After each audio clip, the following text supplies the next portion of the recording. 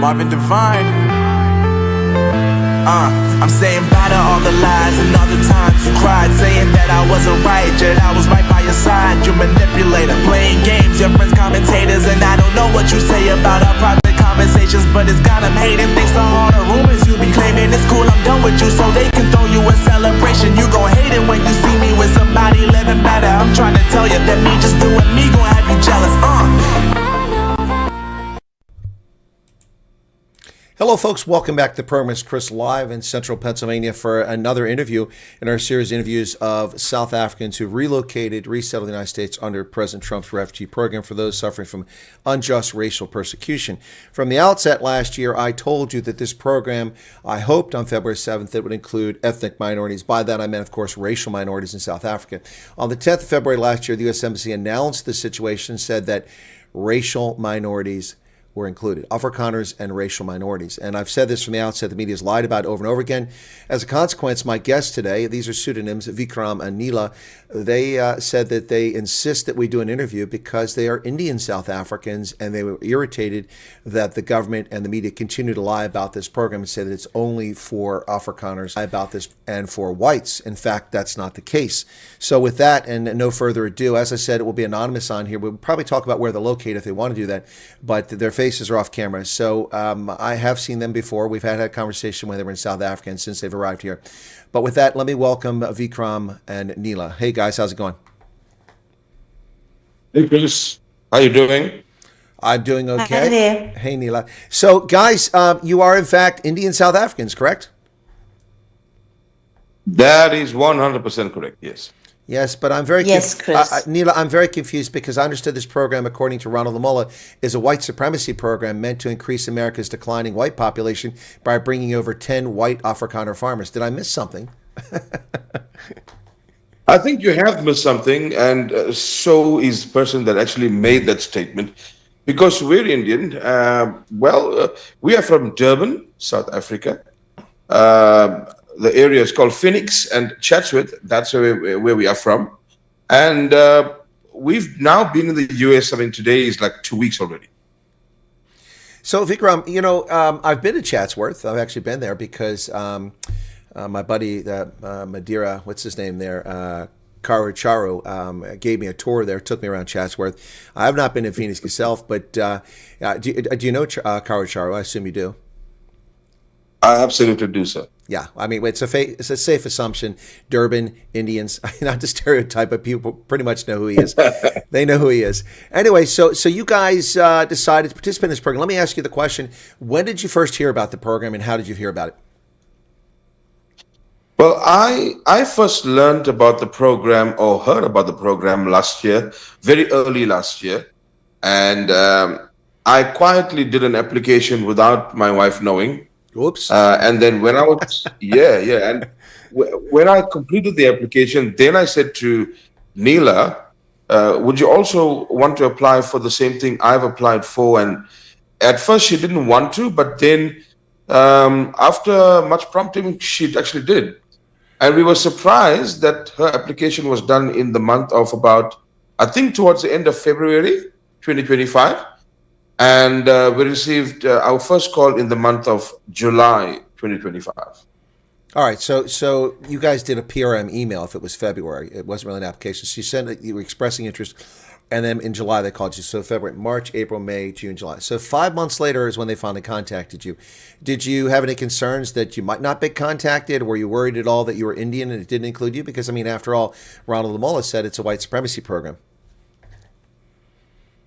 Hi, Chris. Yes, I had a lot of doubts about the program because prior to this program, I have filled out many what would you say, programs thinking that we will leave South Africa. But unfortunately, all those were just like, fake and hoax and things like fraudulent things, etc. But I took this chance, and when I applied and I got that call, I missed those calls, in fact, 2 calls. And My husband saw the phone on silent, but he could see a call coming through, and it was a Kenyan number. And he said, okay, he's going to take it. But, I would always reject spam calls because it's always something either that you need to buy or either, insurance or putting you up to some sort of, show in South Africa. That is how it works there. But when he took that call and they requested to speak to me, I was quite taken aback by that. I still didn't believe it, though. I didn't, because when I heard who I was speaking to, and I said, okay, this is someone foreign, but okay, I'll take the call, I'll take the chance, I'll hear what they have to say. And then they told me, no, it's a free space, you are most welcome to talk. And that's when I realized, okay, let me give it a go. No, I understand that. I would understand the apprehensives, particularly from the outset. At the outset, I was the only person on the planet that was telling people that this was not just for white farmers. I've said that from the very beginning. Yet the propaganda effort on 702, on East Coast Radio, on SABC, Newsroom Africa, all the government officials, the right-wing whites, all these people kept saying that this program was for white farmers. And so I could understand your apprehension. Did you guys know of my channel, and when did you find out about it? Chris, we were aware of your channel. We found out about your channel somewhere in March of last year. Somewhere in March, and people were sending us videos and stuff like that. And I logged into a few. But the question you asked moments ago about whether we felt like we would not be accepted. And yes, Nila spoke, and now it's my time to answer that. And I think, personally, I felt like we were never going to be accepted. Really, given the fact that we were Indians and we brown people, I never thought that it'd be possible for us to be accepted in the program and to be accepted in the US. Never thought that for one moment. But however, in saying that, we took the chance, and we ended up, like my wife was saying moments ago, she missed 2 calls. And on the 3rd call, she was in the shower, and I was looking for my cell phone, not thinking that my cell phone is lying next to hers, and her phone was on silent.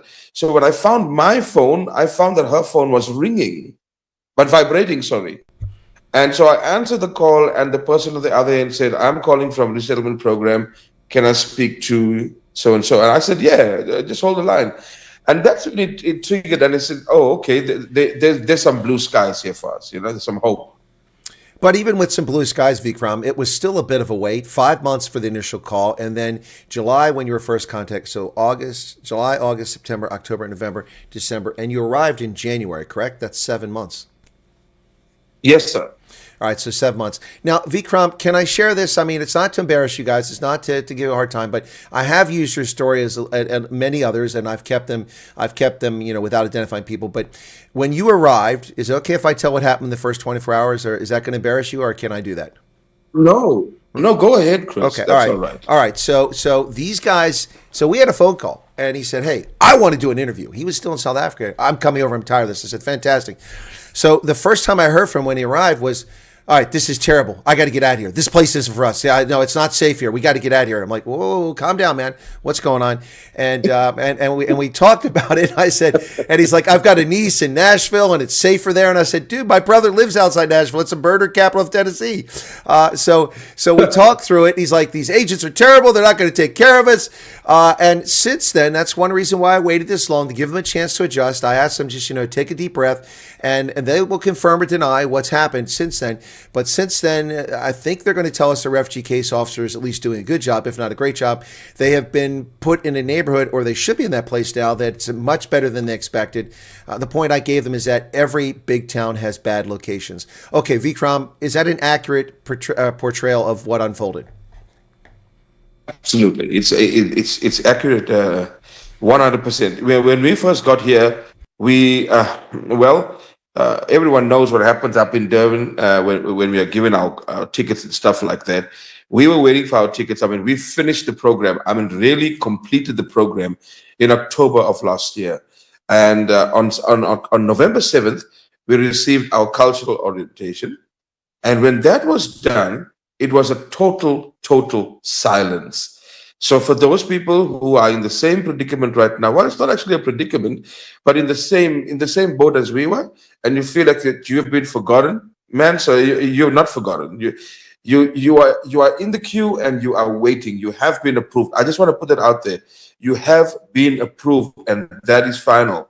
Although it says that subject to change, but if it had not changed in a while, just continue riding that high wave until you receive those tickets. You might receive a call or you might receive a ticket.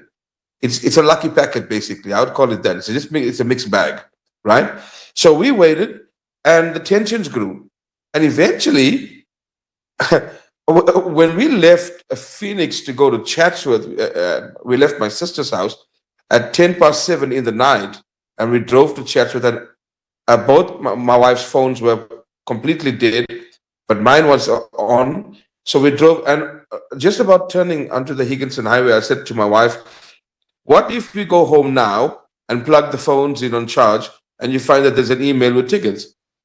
And she said, well, be that as it may, I'm going to be excited. I know you. I said, exactly. So when we got home, I plugged both phones on charge, and I went to use the shower. And the next thing I can hear from the shower is that my wife was screaming. And you know, with the Indian community, we thought a cockroach was chasing, a roach was chasing, and she's really scared of that. So she opened the bathroom door, something she's never done before. She showed me the phone, and she says, look, man, there's the tickets right here. I was shocked out of my mind. So got out of the shower, read through those, whatever they gave us. And, you know, we were supposed to be in Johannesburg and so on. Okay, well, when we eventually got here, and we landed in Atlanta the next, where we left there on a certain date in January, landed the next morning in Atlanta. When we got to Atlanta, we were greeted by our agents on that end, and they gave us good food at the airport after we've passed immigration, and immigration was cool. They were okay. They took care of us, and we passed to the other stage, which is now near all of the duty-free stores and things like that. And then CWS gave us food to eat, and we were so grateful for that, and water, and we were really grateful. And then they scheduled us for our next flight. When we got into that flight was now coming into where we are now. So I'm like, okay, let's go then. So we came here, and when we got to the airport in Albuquerque, we first of all, I think the trolleys, we were told that we need to pay for the trolleys to carry our bags. And now there's another burden, because we don't have dollars to pay for the bags. And we had to carry those bags. So we got two big 23 kilo bags, and we got two of those hand luggage bags. And I got my personal bag on my shoulder. It was such a burden. But when we got to the staircase going down, there's our agents waiting for us with our names on their boards. And so they hugged us and they shook our hands and said, welcome to the US, and took us to the vehicle. When we got to the vehicle, as we were approaching that vehicle at the parking area, the one guy asked me, are you going to be living in Albuquerque? I said, well, that's where I'm supposed to be. I don't know whether I'm living here. I can't answer that, but that's where I'm supposed to be. So we got into the car. He said, well, we booked you into a hotel for now until we can find your place. I said, okay, I'm cool with that. So we went down to a Holiday Inn, and we stayed there for a few days. And I think that's where I contacted you, Chris. And I said, I can't live here. I just cannot. They took us into what I would call a dingy area. Now, with whatever we've been through in SA, you know, you don't need to see the crime to understand it's a criminal area. It's a crime-ridden area. That just the atmosphere can tell you everything, right? So we drove into this neighborhood, and they parked the car in the parking, and they took us into this one place. I mean, gosh, there was an estate agent there, a young lady. She introduced herself, and she showed us the inside of it. I said, oh, no, I'm not staying here at all. And Nila said the same thing. We're not staying here because this area reeks of where we come from, and we do not want to be placed in a position like this. I think that's where, Chris, I contacted you. I cannot live here. Oh, it is. You've been there for such a short period of time. You're like, I can't deal with this. I'm like, okay, calm down. They can't make you sign a lease. It's going to be okay. First off, we don't have refugees, to my knowledge, that arrived in Albuquerque. You may be the first from South Africa. I could be mistaken, but if there are others, they've been Yes, quiet. sir. Yeah, you're the first. So I'm like, guys, don't be the pioneers, don't be the four-trackers, and then leave, and then no one's going to go to. I've been to Albuquerque, and so when you told me it wasn't, I'm like, come on, I've been to Albuquerque. There's an Air Force base there. There's a lot going on. Yeah. It's and actually you're very close to a lot of fantastic history sites. I think I sent you a Chaco Canyon link to go check that out. I mean, obviously you don't have time to go there now, but it's somewhere you can go check out where the Pueblos live. There's a lot going. White Sands is in New Mexico. There's a lot happening there. Ranches. There's tech there. So I was just trying to calm you down. And look, okay, be honest with me, Vikram. You were looking for an escape hatch, and you're coming up with things that fit your worldview. Like, my niece lives in Nashville, it's safer there. And I'm like, I looked at the violent crime statistics. It's 61 per 100,000 in Albuquerque. It's 59 in Nashville. It's almost the same. And here where I live, supposedly it's 51. I haven't seen a violent crime in 10 years here. So it's pretty strange. But anyway, the point is that you really weren't comfortable. Was it helpful for me to calm you down? Did it help? It absolutely helped, Chris. It absolutely helped. And well, thank you for that. And from that point on, after saying what I needed to say, I basically was venting because it's a new country that we're in. I mean, it's just my wife and I'm trying to protect her, and she's trying to protect me. In South Africa, I've had a gun to my head twice, and I know that feeling, and I don't want to go down that line ever again. So that was fear that was talking. But at the end of it all, my agents took us into downtown, and we went downtown at night and during the day. We saw the city for ourselves, and we saw good people. And there's so much of Mexican people here that really cannot speak English. But when they talk to you in whichever language they speak, what we see there is love. That's what we see. We see a whole lot of love, and they are trying to get a word in edgewise, and they cannot. But we've seen the love of these people. And I think that is where we went into the Walmart, we went into the Smith stores, and we were really excited. Our agents took care of us, and we were good until a week later, after arriving here, we moved into the place that we're in now. And when they said to us, go and see the place, we were in the office of the agency, and they said, we found you. The lady said, we found you guys a good spot, a really good spot, and you're going to love it. So I'm like, okay, I'm not sure what your version of that is, but we got to go and have a look at it. So we got here, and right at the beginning at the parking lot, Chris, I promise you, I got my phone out and I began videoing this place. It is absolutely magnificent, right? We got in here.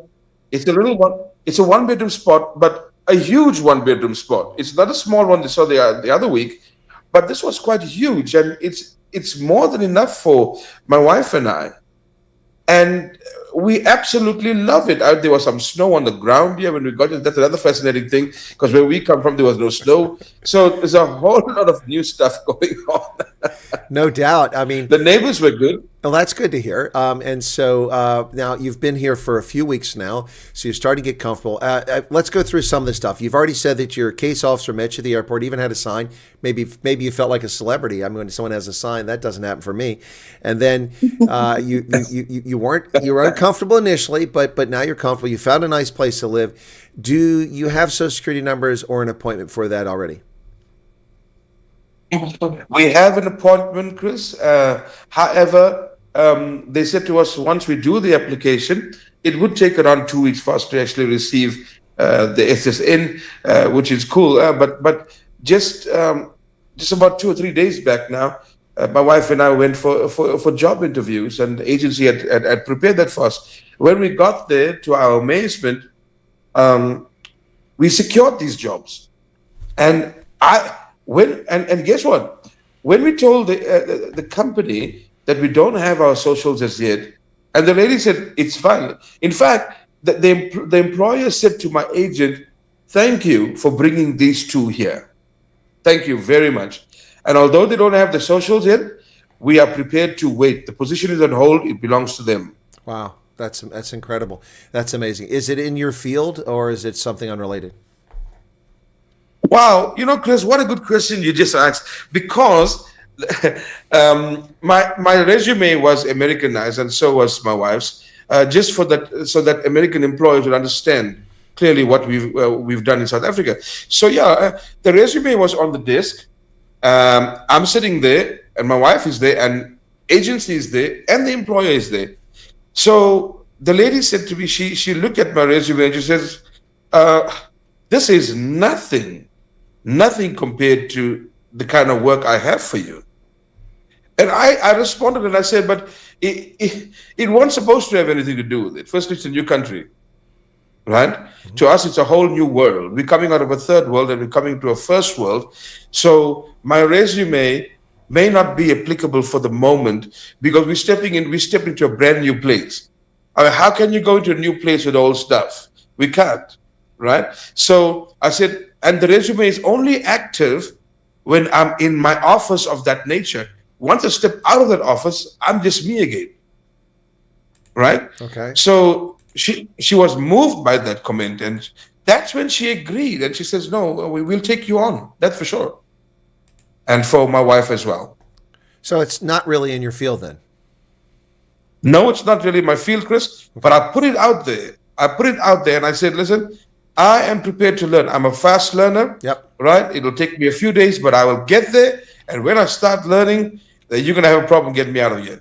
Well, So so Vikram, this is exactly my point, which I've told people. I said, listen, when you get to America, because your refugee assistance is only short term, it's limited, you need to get that Social Security number, get the EAD, although that's less pressing because legally you're authorized to work even without that piece of paper. But get out there and get a job. Now, you may have been in charge of a mine in South Africa, and now you see a job opportunity to be a manager at an Arby's or a McDonald's. Take it. Yeah. I mean, unless you don't have to take the first job you see, but take a job shortly after you get here to get into the work environment. Work there for a few months, get some coin in your pocket and in your bank account, and look for jobs while you're doing that. There's nothing wrong. Look, in the tech industry back in the 1990s, Vikram, when I considered leaving the Army to go work in California and Silicon Valley because I had experience in the nascent age of the internet. I knew what I was doing back then.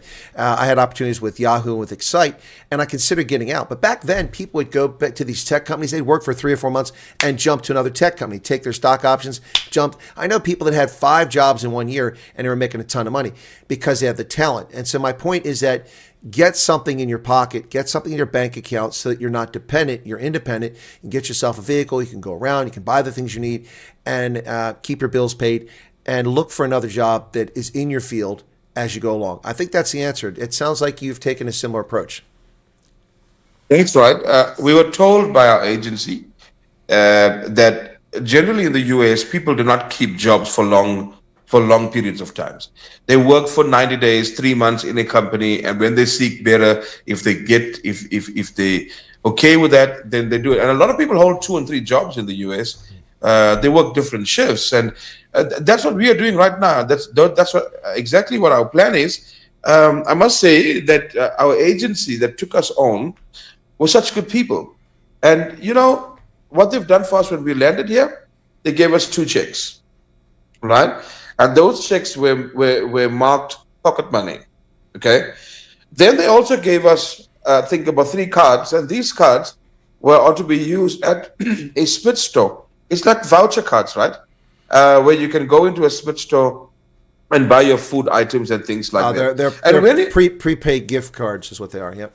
Yes.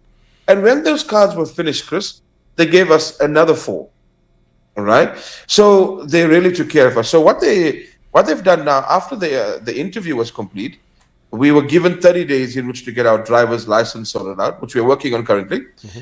And when the driver's license is sorted out, the agency is now pushing for us to have our own vehicle.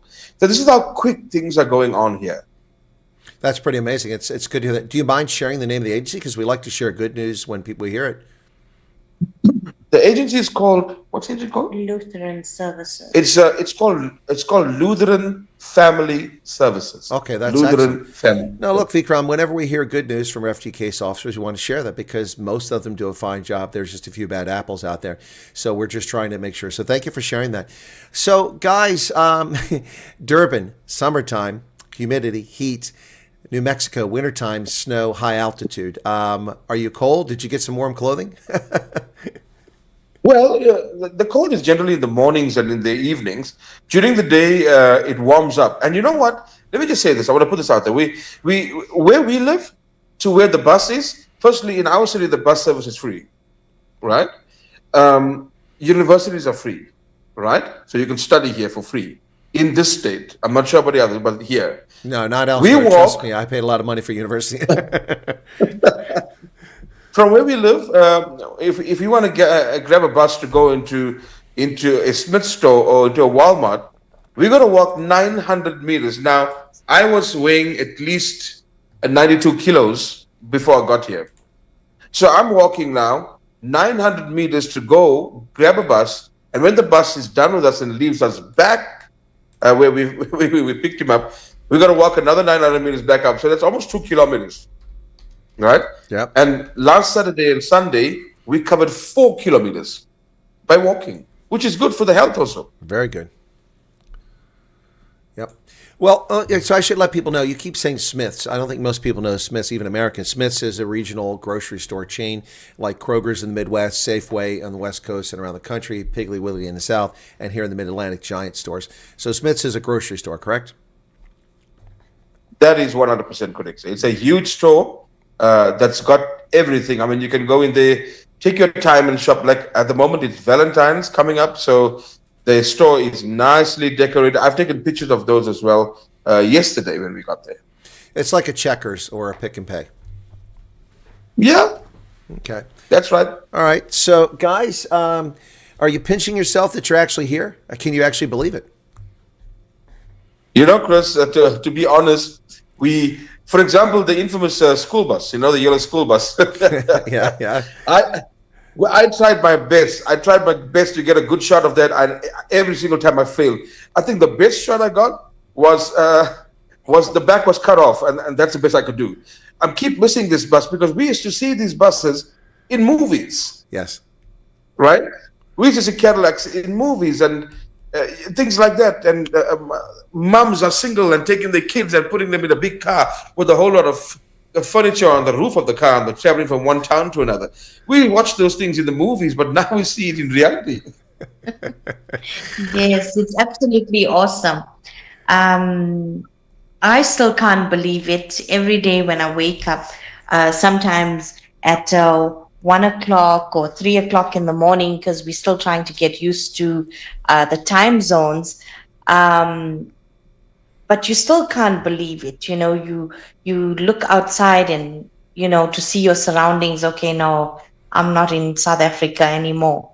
But I am really enjoying the experience that I had, after all the issues we had initially. We getting into life now and, getting on with daily activities and doing what we should be doing every day. So I'm grateful for the opportunity. Well, Nila, you're correct about a lot of things you said, but one specific thing is that you're actually further west than I am. So you're 2 hours behind me. It's just now noon there for you. It's 2 p.m. for me.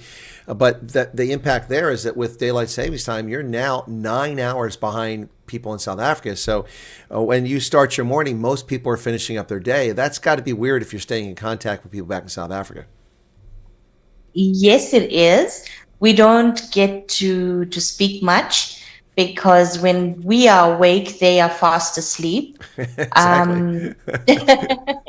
Yes, and they still can't get that right, because when they call us, sometimes we are fast asleep and then our sleep is broken, and then from then on we awake. So I think they still can't pick up that 9 hours, whether it's ahead or behind. You have to keep on enlightening them. It's sleep time now. No, exactly. It's a challenge. I think you guys have an appreciation for what I go through now, what with traveling the world and with doing my show and trying to figure out the hours, and I interview people around the world. That's why I have a 24-hour day. I just can't get any rest. Oh man, I can imagine what you're going through, Chris. But in terms of the time we got here to the hotel, Chris, I promise you, we can be awake the entire day, right? Mm-hmm. The entire day at the hotel. I mean, we didn't go anywhere except with the agency. But for the balance of the day, we'll be in our room watching TV. It starts getting to 5:30 and 6 p.m. in the evening. Don't even ask me what happened.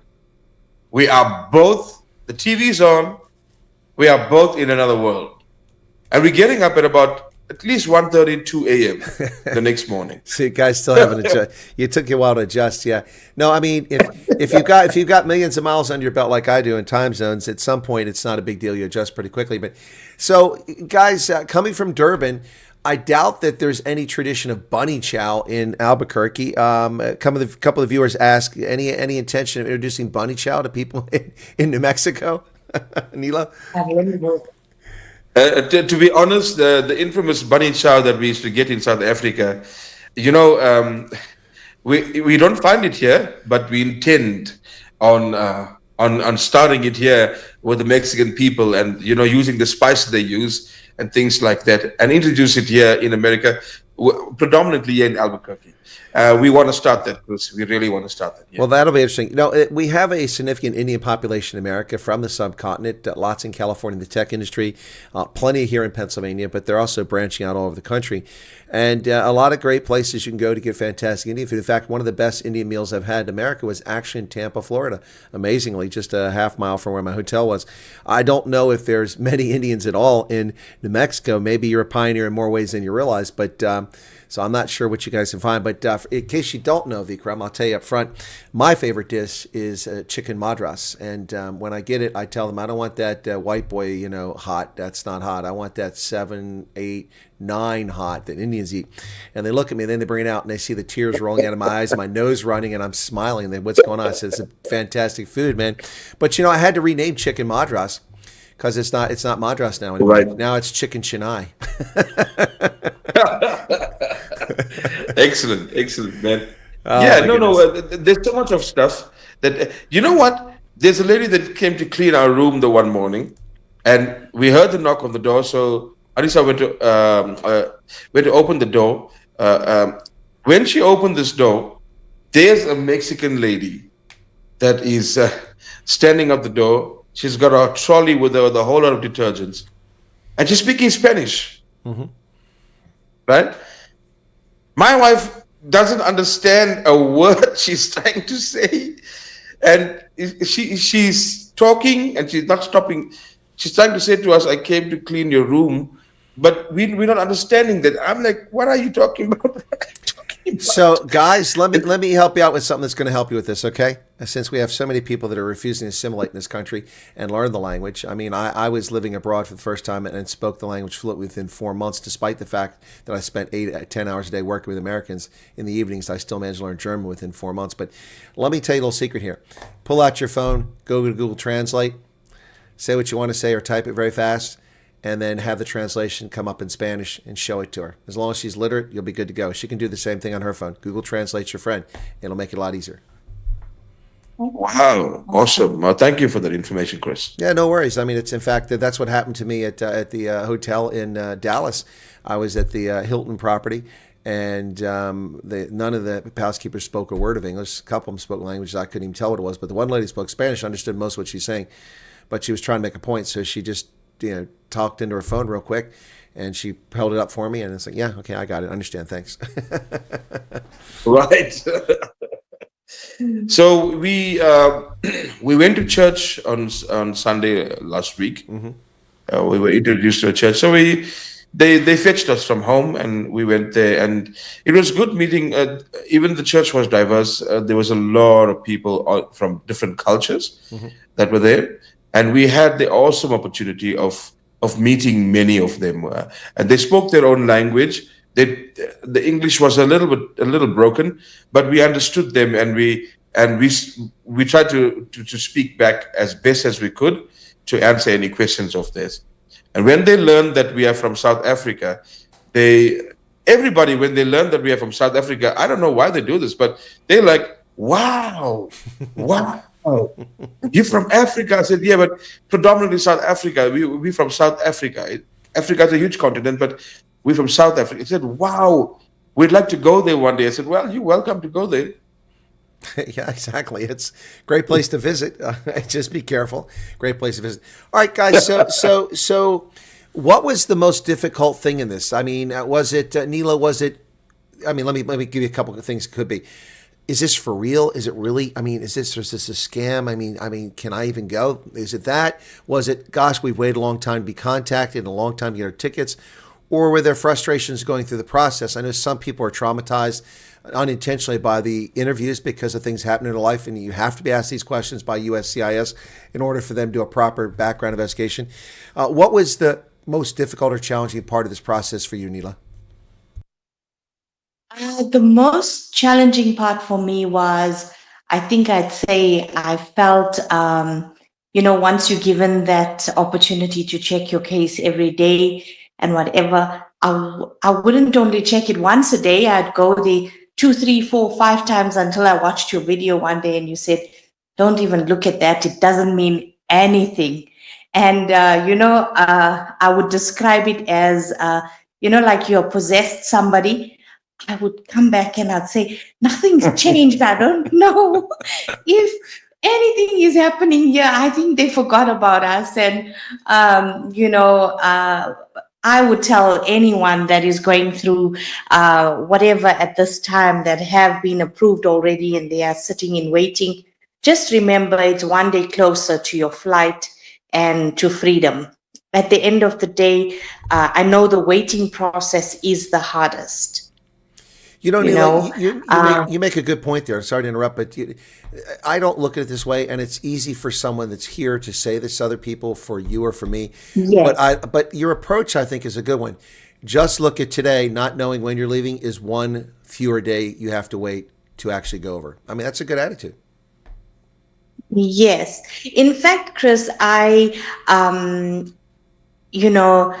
put everything to a standstill. I won't tell you a lie. I mean, I was only human when I received that approval. I was super excited and still a bit skeptical, though, that is it really true, or are we definitely going to go, or is it just an approval where we're going to sit and wait years on, because I mean, when you go to the site, it tells you so. It can take anything up to, 6 months, it can take a year, it can take years, But my advice to others is carry on with your daily lives and don't start, changing things too quickly and whatever, because when you get that call or when you get that mail, it's going to happen. You're given a few days and then you're ready to leave. Well, that's great advice, and it's something I also tell people: you continue your life. You don't end your life. You are not gone yet until you have tickets. That you shouldn't be just disposing of everything. But decluttering is good. Some people are hoarders. They've got lots of crap in their house that they don't need. Just get rid of it at time. So Night of Justice gave a 14 Rand super chat saying, Vikram and Nila, super proud of you guys. That is pretty cool. Yeah, no, I'm with you on that 100%. You need to continue your life, and that's what I've been telling people. And those who listen to me find themselves. Also, those who listen to me like you did, Nila, after watching that video and start ignoring the portal because it's not your friend. It's undue stress. Vikram, did that affect you at all too? That portal watching, did it drive up your stress level? Greatly. It did. It actually did. And you know what, Chris? I would look at that portal every single day, right? Mm-hmm. Every single day, just look at it. And to watch that portal, as somebody in the group said, it seems like though this portal has got super glue on it. It's just not moving, man. It's not moving at all. We don't know what is going on. People, our case portal, it was stuck on travel not started and medicals in progress. But we know full well, we have done our medicals. We were said 8 weeks if you did the sputum test, which is the TB test. Mm-hmm. We got to wait another 2 months. We waited that, Chris. We waited actually 14 weeks, mm-hmm. right? And still nothing happened. Until the day those tickets... Nothing happened on the portal. Yeah, nothing happened on the portal. Hmm. So that's where until we received our tickets. And when we received our tickets, the night before receiving our tickets, we were so tired of looking at that portal, we stopped looking at it, right? But when the tickets arrived in our emails, we went back to the portal, and now we see, okay, there's some change here. Where the case number is right on top, it simply tells you that you are now ready for travel, ready for departure and things like that. And the bottom had changed, medicals, everything was sorted out. Listen, portal watching is about as productive as watching the Southern Kings play rugby. Oops, they don't play anymore. Yeah. Sorry, Chris, sorry, Brand Fun Stratton. I couldn't help that. They don't exist anymore. Anyway, yeah, no. Portal watching is not a hobby. It's an addiction, and it's a bad addiction, just like alcohol and sex. Too much of both are bad for you. That's right. Absolutely. I've got to Chris, jump. the support structure. Go ahead. The support structure from, like we were told in South Africa, there's huge support structures, right? And I want to put out there today, Anissa and I were in the house, let's say it was cold out. So we stayed in and we put on the heater. So the house comes fully fitted with a ducting system, cooling and a heating system, right? So now I wanted to go outside and check what the weather is like and how cold it is already.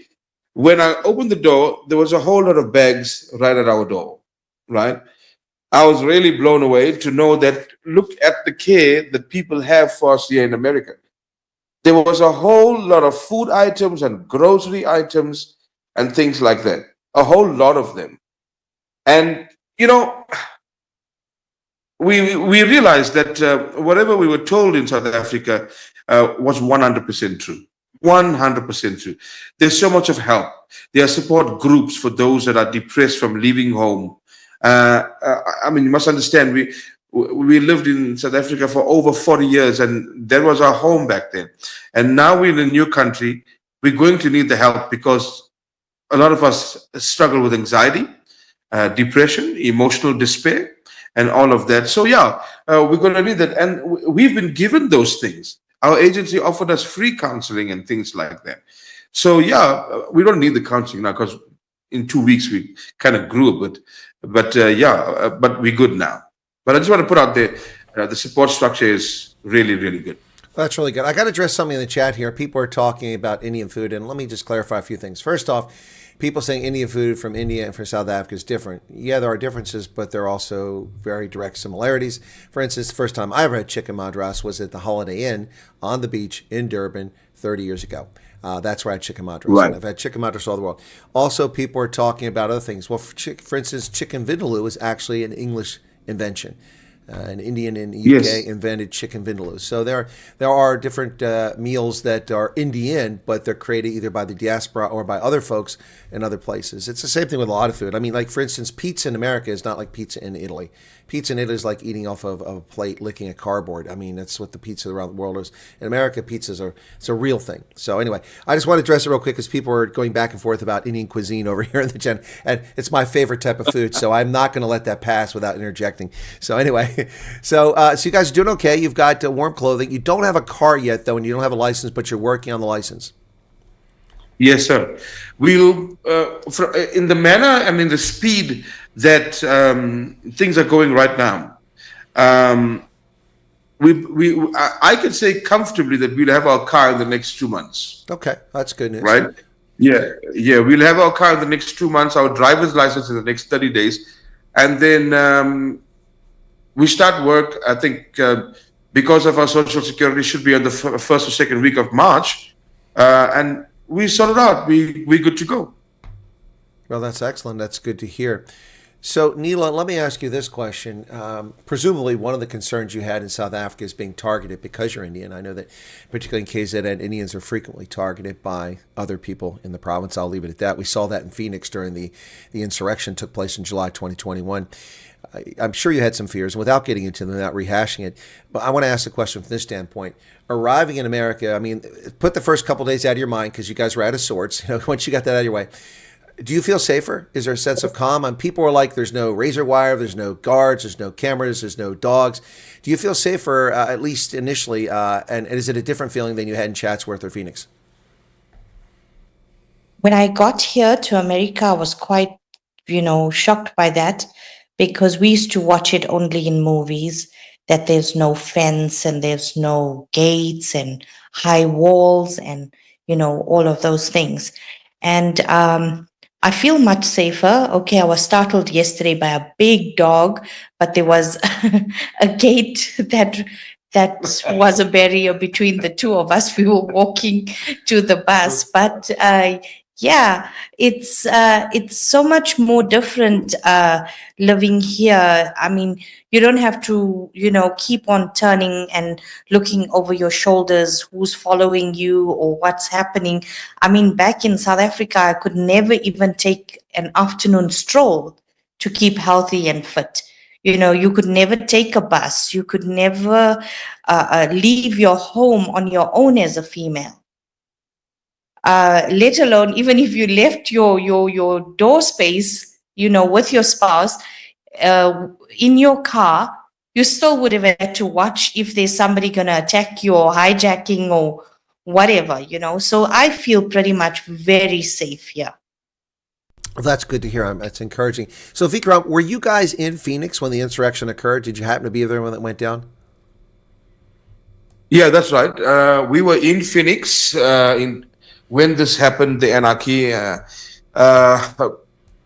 These guys were literally coming into our areas with taxis, and you know what the taxis are like, Chris. They're Toyota quantum taxis, full of them into the Indian community, bringing firearms and threatening the people and things like that.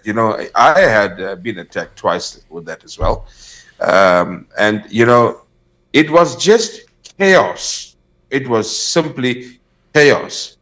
And during the same time, my family was in the mall there. I'm sure you know the Phoenix Plaza. Yes. And at this time, a jewelry store was being robbed.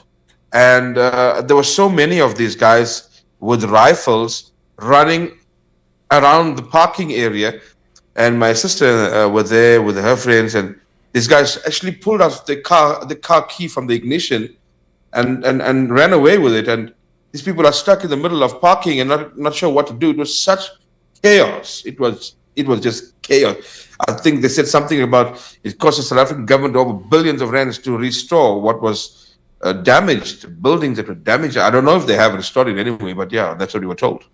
Well, Vikram, honestly, if I were in your shoes and I had to talk about persecution, I think I'd have a slam dunk case simply talking about the persecution Indians face at the hands of black South Africans in KwaZulu-Natal. It's long existed. There have been slaughters of Indians in the past, basically pogroms. It's horrible what has happened to Indians in that province. And I'm not sure what your interview was like, but I mean, if I'd been in your shoes and I was Indian, I would have been talking about those things because it's quite frightening the way that Indians have been treated by fellow South Africans.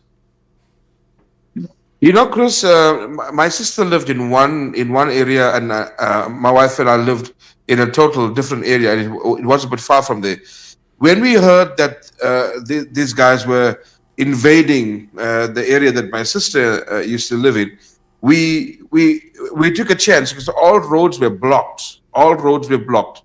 And at that time, I had my SUV, and with big tires, we were able to drive on curbs and sidewalks and things like that.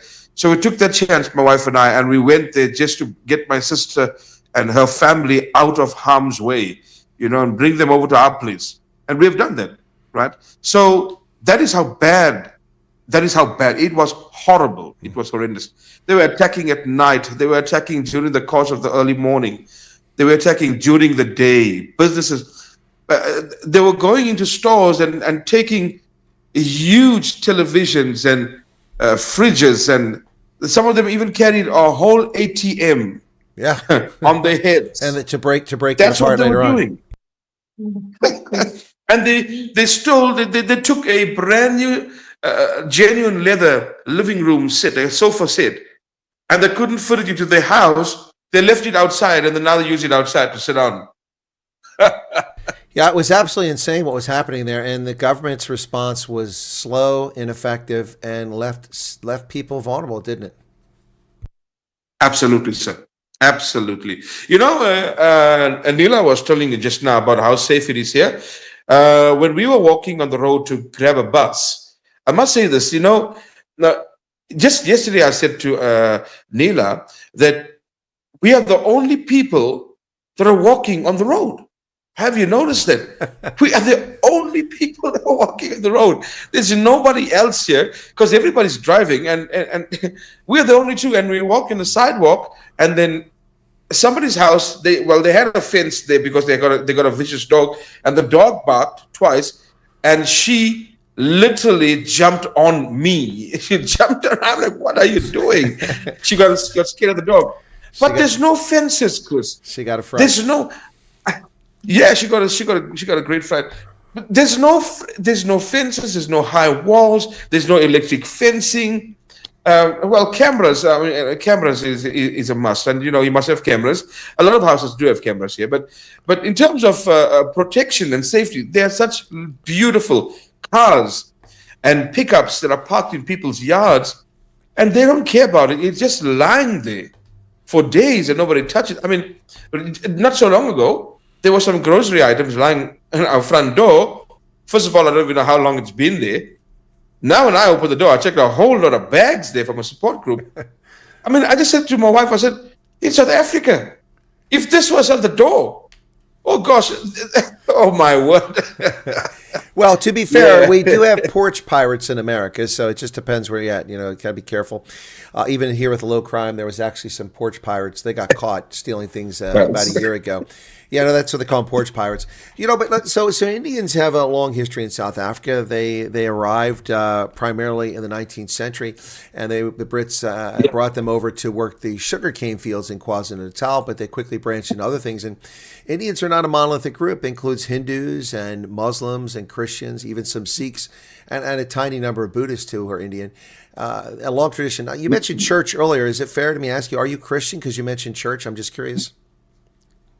Yes, sir, I am. Okay. Very much. All right. And that's one reason why I mention this, because, there's no monolithic nature of Indians from the subcontinent, and your ancestors came from there to South Africa, and so Christians and Hindus and Muslims, among others. But it is interesting, the contribution that Indians have made to South Africa. Of course, some very famous Indians have either lived or worked there. One of them, of course, being Mahatma Gandhi, who was in the Anglo-Boer War as a stretcher bearer. He was an attorney in South Africa, and that's where he cut his teeth about oppression and unfairness as he fought on behalf of not just the Indian community primarily, but also other communities. Gandhi very famously lived in South Africa. I don't think a lot of people know that. Yes, that's right. 100% accurate. Chris, we were at a KFC a few days ago. I must tell you this. We were at a KFC, right? So we ordered for a certain menu they had, and on this menu they offer you a large cup, or I don't know what to call it here, of soda, and it was a lot of Pepsi. So my agent asked the lady, so this meal comes with just one soda? And the lady responded and said yes. She said, well, if we ask for another one, would we have to pay for it? The lady said, no, I'll give it to you, no problem. She gave us another big cup of soda. I was blown away. We were really blown away, because back home we would never get that until you pay for it, and they ask you for R2 extra for donation. Interesting. Now, and look, it's. I mean, you can watch movies, you can watch television, you can think you can understand, but until you've actually been here and seen it, you don't really understand it. And you're just arriving, you're just starting to understand it. But it's very different than what's presented in the news and what's presented in Hollywood, isn't it, Nila? America's not like that at all. I can say America is for real. Yes, I watched it on movies, very vastly. We see the news, you see everything. But when you hear it's something totally different, it's just being free and, getting your life together. With cutting out the safety factor and, everything else, it gives you time to concentrate on building life itself. So I think maybe a lot of our years were consumed in South Africa with crime, violence, etc., which I don't even like to go back there, with the home invasion, etc. But what I can say is, for America, I will give anyone advice that if it is that you want to come over, take that chance and make it happen for yourself and your family. Well, I think that's pretty good advice. And, and again, I'm speaking to an Indian family from South Africa of Indian origin, and not a white farming family. I mean, I can verify 100%, Vikram, you're not some white farmer. I know that for 100%. We've chatted. I've seen you on camera, and you're not one of those guys. No, definitely not. Definitely not, sir. Yeah. So what we are saying is, yeah, go ahead, Chris. No, go ahead. Go ahead. Just to add 2 cents to what Nila was just saying. For those that are in South Africa at this time, and there's so many of them that are actually wondering, is this really true? Is this really true? I want to put my neck on the block. I can do that because I'm here now, and let you guys know. Hey, listen, man, it is 200% true, right? You follow a process in the program, wait your turn, get your tickets, and get here. And when you are here, you'll understand how different life is. How different. I mean, in the complex that we are in, we met a gentleman who actually maintains the property. And guess what, Chris? 2 nights ago, he spoke to me and he says, what do you need? I was shocked. I was really blown away. What do you need? I said, man, there are some items we do need, yeah, because I'm never a prideful person. Both of us, we're not that, right? So we'll accept any help we can get. And I said to him, we didn't have a chopping board to chop meat on, and we certainly don't want to damage the cupboards here because they're brand new. This man says to me, okay, give me a few moments. He goes into his house and he brings his. He says, you can use this as long as you want to. And then he brought for us his radio. And he placed his radio in our house, and he plugged it on, and he says, your house seems a bit quiet, so you can have this. You know, I'm just saying these things, and he gave us a whole lot of other stuff, but I'm saying this because I want the South African people to know that there is so much of help that is rendered to us. And the humility of the people is really crazy. They're humble people. They're humble people, right? So rest assured that if you are coming and if your tickets tell you that you are you're coming to Albuquerque, don't ever be afraid of coming into Albuquerque. Don't sit on Google there in South Africa and do your research about it and push it to the side. No, Albuquerque is a lovely place. We are in the northeast of it, and we were in the southeast. We were taken there first, and we didn't like it. They brought us up northeast, and we absolutely love it here. Right? We love it here. We're grateful. And, if I've never mentioned it earlier, Chris, I'll mention it now.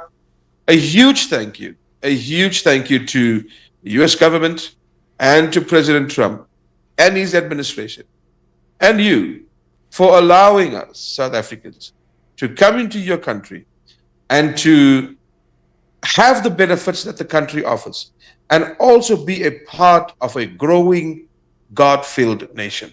Thank you. Well, New Mexico is known as the land of enchantment for good reason. It's an amazing place with lots of natural beauty to see and interesting people. But Vikram, I am going to take a victory dance here for the moment. That's not the tone that we had 2 weeks ago when you first arrived and you contacted me. And I told you, hang on, it's going to be okay. Calm down. So I'm going to take a little victory dance here because I was right. I was right. You go ahead. Do that dance. Well, maybe I'll do the little mola for John Steenhuisen. We'll do that dance. There you go. Oh, my goodness. But look, I'm glad that you listened to me and you didn't panic. And I'm glad I was able to talk you down from the ceiling, so to speak, because it sounds like if you'd left there, it would have been premature. And now it looks like you have a great opportunity. You already have jobs waiting for you. You're in the process taking care of the other things that need to be done. You found a place that meets your needs and is nice for the time being. Maybe when we become rich, you can buy yourself a $2 million house. But for now, that's where you're at. Yes, sir. And quite frankly, I love the Southwest. I mean, I particularly love Arizona and New Mexico. They're lovely places geographically. Of course, there's mountains in both states. There's Native Americans. You've got an Apache reservation there, the Mescalero Indian Apache, Yes. yeah, in New Mexico. That's a ways from you, but that's fascinating in and of itself. And just north of you in Taos is an incredibly wealthy, place where the rich go to frolic and have fun. And there's a lot going on there. So even though it's not a major population base compared to some of the other states, but quite a bit going on, lots to see. And a lot of television shows are actually filmed out in New Mexico. I don't know if you know that. Yes, sir. We've seen some of them in at the hotel. We've seen some of them. There's a whole lineup. You can pick, choose, and refuse. Yesterday we were down the road and we noticed the police vehicles. Gosh. The police vehicles, the navy in color and gray with the word police written on those vehicles, Albuquerque. And I said to my wife, look at this. This is a luxury vehicle for a police vehicle. Oh my word. Well, In South Africa, we have police vehicles. they're just falling apart. Sorry, Yeah, sir? no, that's okay. Traditionally, like the state troopers and others, in a lot of states used to have Crown Vics, Crown Victorias, which are massive cars with huge engines in them, and they have engines that will allow them to do pursuit and chase people. Because, so a lot of them now have these SUVs, these Ford Explorer SUVs and things like that. But yeah, they're very nice vehicles. No, in Dallas, one of the things that I heard from a lot of the refugees is like, man, when something happens, the cops are there like in 90 seconds. They come out of the Yes, woodwork sir. and they respond in force. And everyone I talked to in Dallas who'd come across or seen the police, they said they're so professional. Absolutely. Here in New Mexico, the cops are all over all the time. All the time. We have full patrol all of the time. We are not short of the police service here at all. I must put that out there. Your safety is 110%, And my wife was saying earlier, Chris, we can walk on the road with our phones at our ears. Yeah, without them being snatched out of your hands. No, without them being snatched. Exactly. We've had that happen to us a few times back home, and it's so weird. One of the guys that live up in upstairs, our complex has one floor above us. So he lives there, and he is an Afrikaner boy. He's 24 years old. He came in here last week, and he came alone, by the way. And he is here all by himself. And my wife and I bring him to our home. We invite him all the time to sit with us, share a meal with us, and share your experience. And that's how we get along by the day, And he said to me, this is so weird. It's weird for us that we can hold our phone to our ear and walk past somebody, and there's no huge fences, and people just do their thing, man. Nobody's worried about anybody. Nobody's concerned about nothing. So, guys, I've interviewed refugees in Texas, in Idaho, Right. in Wisconsin, in Missouri, in California, in Albuquerque now, in Tennessee, basically all over the country, geographically, in New York, everywhere around the country. And the one consistent theme, even in big cities that I hear, with the exception of some people are not so happy with Rochester and Buffalo, and I understand why, but the continual refrain I'm getting from these people, Nila, is how much safer they feel, how much more comfortable they are, especially after they get adjusted, and not having fences, not having razor wire, police that are responsive. It's in stark contrast to life they've experienced in South Africa. And for many people, for the first time, they can actually relax. Their kids can play in front of the house. They can go out in the park. They don't have to worry about things. Look, the country's not crime free. Every society has criminals and dirtbags, but the difference is literally night and day, Nila. Do you feel that way? Yes, I'll fully agree with that, Chris. I have told a lot of people, even back home, that no state or no country is free of crime. You do get a little bit of a bad bunch, but I mean, if you take that precaution and you do what's necessary. It's just that here in America, it's just that you're not doing it all the time. You know exactly if you're going out to a certain area or whatever, and if they are, or you are exposed to any of these homeless guys or whatever, you need to watch for yourself. You cannot just be oblivious to the fact and say, okay, And besides, you can't also look at every person in that light. I think maybe we're just extra cautious because we just got here. But once you get used to people, they are so friendly, even on the buses and all of that. And I mean, they frequent the bus service all the time because, I mean, it's a free service. So I would say that I feel quite good to be here, and for everyone else that has children, looking at their future, I feel that this is a good opportunity.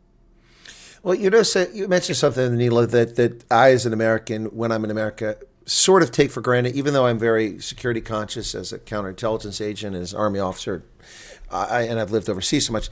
But even so, I sort of take it for granted. And that is that people are friendly. I mean, that's how I grew up, people being friendly.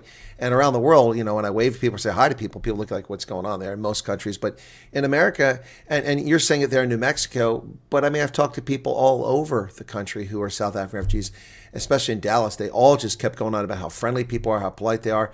I think it's something it's a trait that Americans, many of us take for granted because it's just who we are.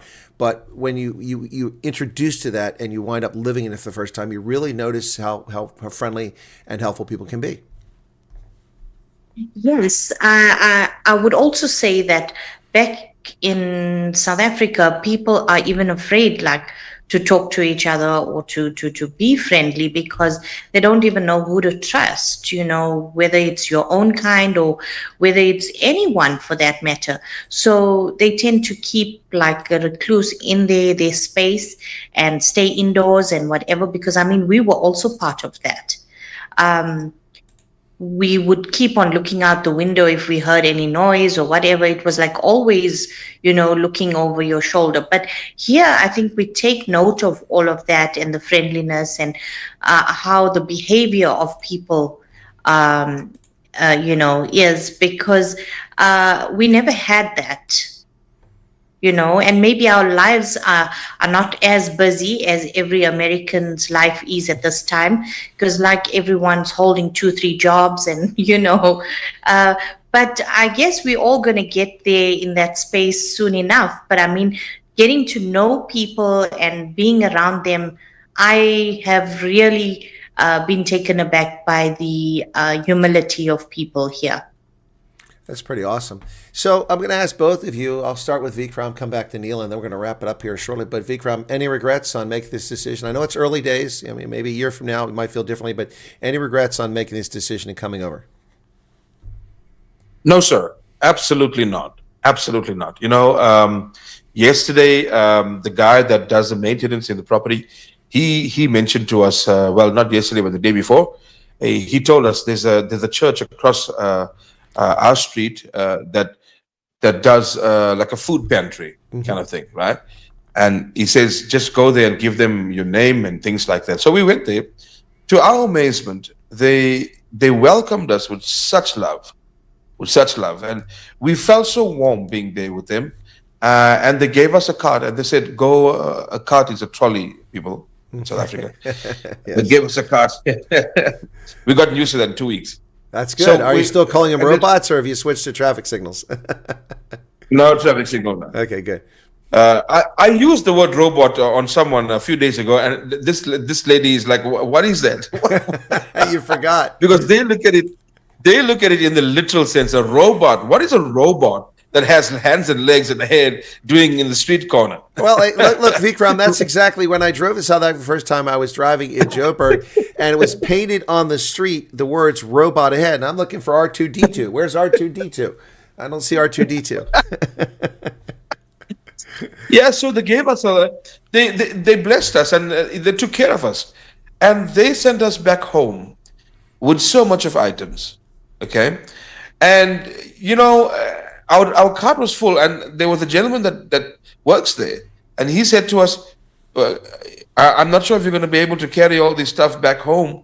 Can I help you with those in my pickup? I said, well, you're an angel sent from God. So we managed to get all our stuff in his pickup, and he brought it right across the street for us. Helped us get it into the house as well. Wow. There are such lovely people in Albuquerque. It's not even funny, So if you people in South Africa has gotten a ticket that's sending you this way, you got me here. You have Colonel Chris Wyatt there and many others will guide you along the journey. And your agency here, that's accepted you here, is a wonderful, wonderful agency. I can tell you that. All right, so no regrets. All right, Nila, any final thoughts you'd like to share with the audience about the experience?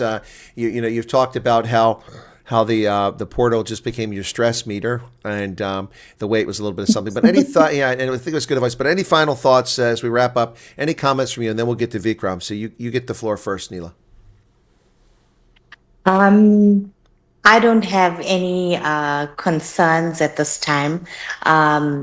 I just want to get to work and, build on life and, look back at this a few years from now and know that I've made the right decision. Rome was not built in a day, and I want people to know that as well, because, if you come here without expectation is the biggest thing, I think.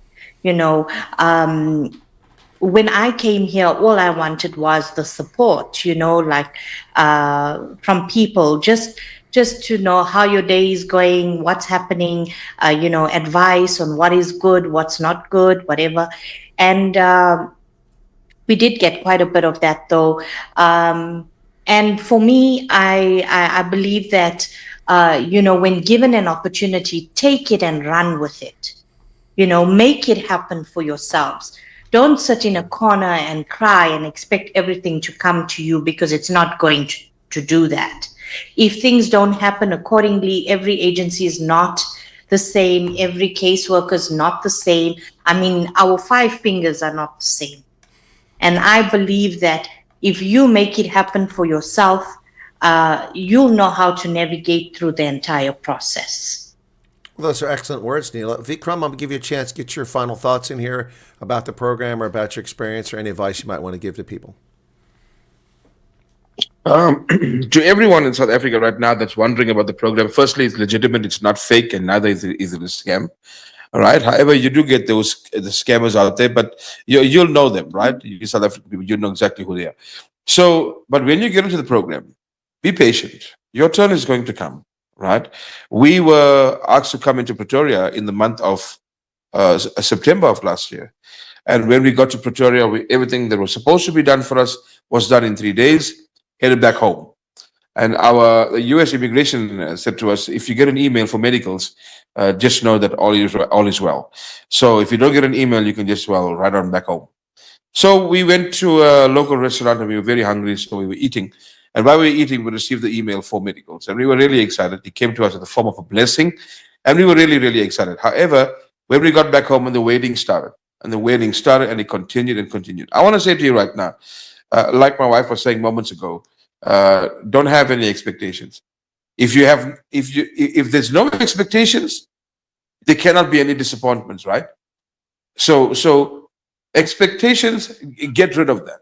Don't expect anything.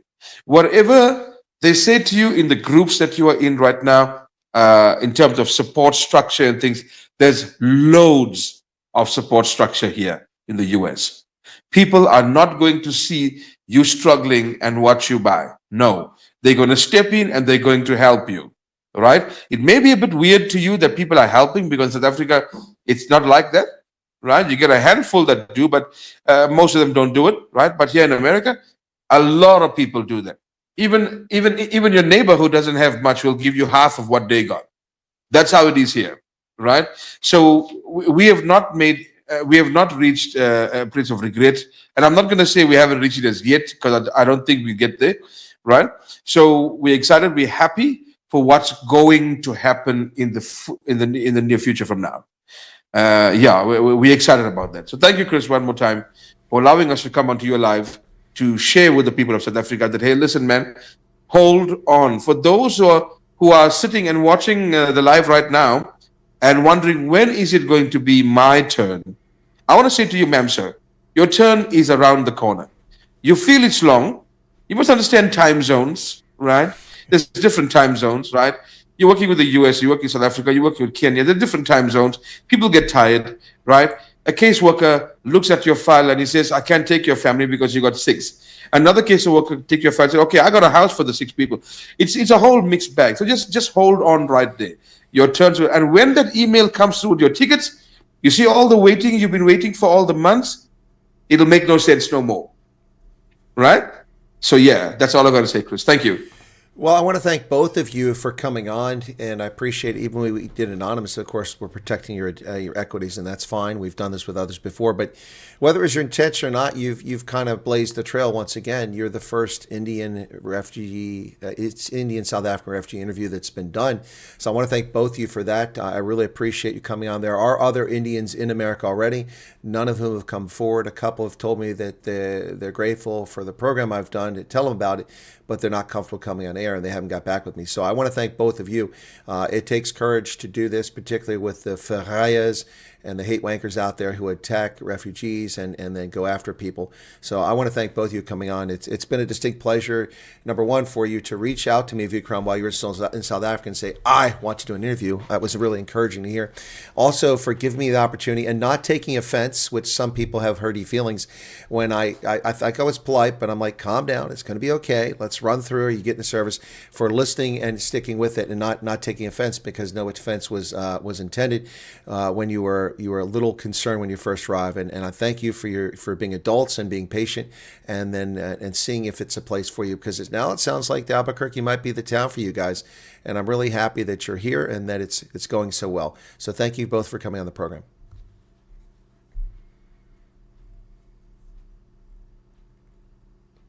Are you still there? What happened now?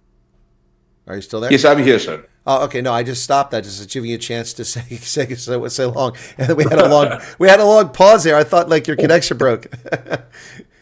I thought the same thing, but we're still here. Okay. Well, thanks a lot, guys. I'm going to drop you off, and you have a lovely day, and best of luck there in Albuquerque, in the land of enchantment. Thank you, sir. Thank you so much, and thank you to the people that have been listening in. I hope that what we said has encouraged you. Take care, and God bless you all.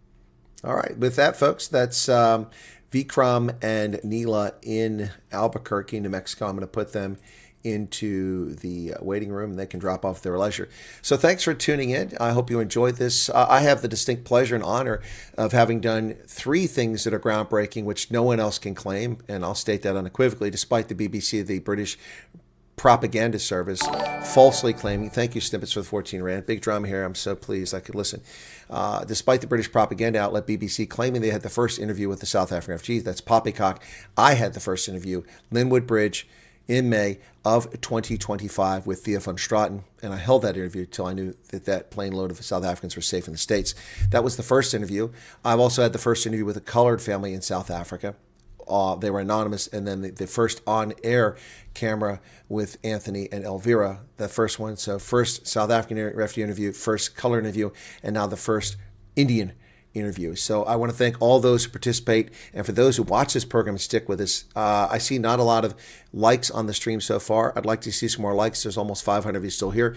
Take the moment, please, and push the like button. It takes a lot for people to be willing to come on air and tell their story, and it takes a lot of my time to bring this to you, especially since it's done for free. But thank you all so much. And Albuquerque is a lovely place. That's why when they first told me going to Albuquerque, I'm like, wow, they're going to do well. I like Albuquerque. Then they're like freaking out within the first 24 hours. I'm like, guys, calm down. There's much more to Albuquerque. Every town's got bad spots to it. Anyway, so there you go, folks. Be sure to hit that. Oh, you liked it twice. Now, how do you do that unless you have 2 accounts? You got to have 2 accounts to do that. Anyway, so I don't know how you like it twice. Let's see how we're doing. We got 322 likes, 460 people here, still 473 people. And come on, guys, you can do better than that. All right, so once again, as I've told you since February of last year from the outset, this program is for Afrikaners and racial minorities who are suffering from unjust racial persecution. And here you see it once again. True story. Yeah, they sound like very nice people. I'm very glad that that they were able to get the relocation taken care of, and it's going so well for them. But that's going to do it from here, folks. I'm trying to milk some more from likes out of you guys. 331. It looks like some of you are just refusing to push that like button. I guess you don't want to do that, but that's okay. It's your prerogative. And that's going to do it for this, folks. I will be I run around with the Veterans Organization today and doing a lot of stuff for that. So that's going to close it. But I am going to record a video here shortly about, and I'm going to forewarn you for the 460 people currently here, I'm going to do a video talking about the bad experiences in South Africa. It's not going to be a long one, but the reason I'm going to do that is now CBS has broken the story that I broke, but I don't have the reach of CBS News. And so I'm going to talk about this now that the cat's out of the bag. I have talked about it briefly. I'm going to talk about specifically about bad experiences and talk about that story. All right. Be sure to hit the like button and watch for my video coming out. Thank you all so much. Thanks to my guests. I appreciate them being here. And for the rest of you, God bless and have a good evening.